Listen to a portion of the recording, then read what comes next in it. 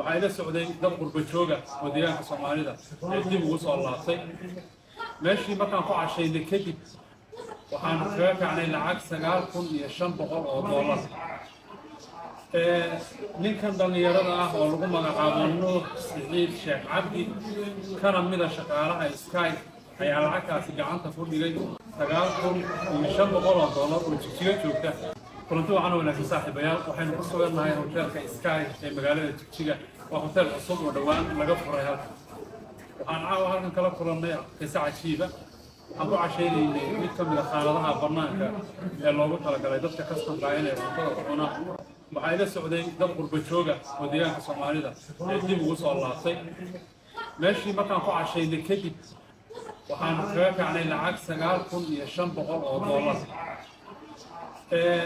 ninkan dhalinyarada ah oo lagu magacaabo Nuur Siciid Sheekh Cabdi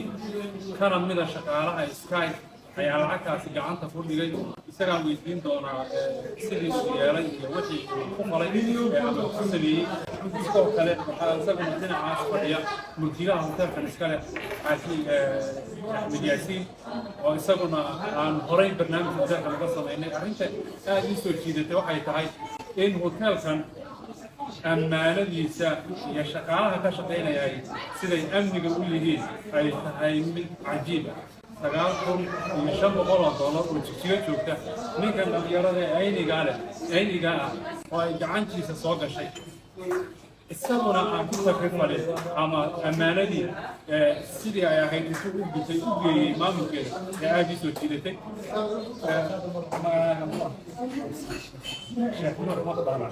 aad baa mahadsan tahay markii aad lacag ka heshay ma fiiriso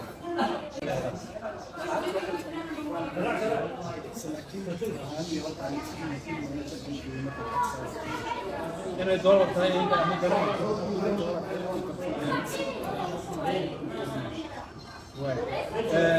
marka waa soo qaaday waxaad u geysay managerka kadibna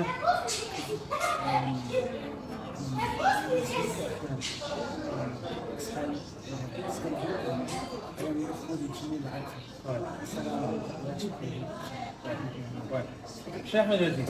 ninkan dhalinyarada intay la gudana shaqeynay caawa u laba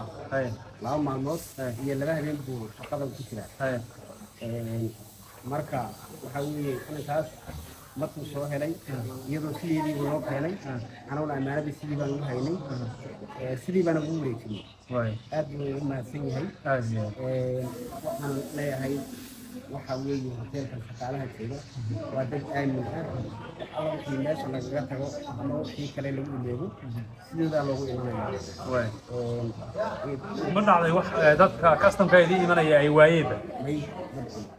waxaan soo gaaray oo dad kastamar intay wax waayeen ma soo gaadhin ma jirto Sheekh Nuux aad baad ugu mahadsantahay ammaanada aad ilaalisay runtii iimaan baa kaa muuqda wax fiicanna waa samaysay in qofka la dhiirigeliyana way wanaagsan tahay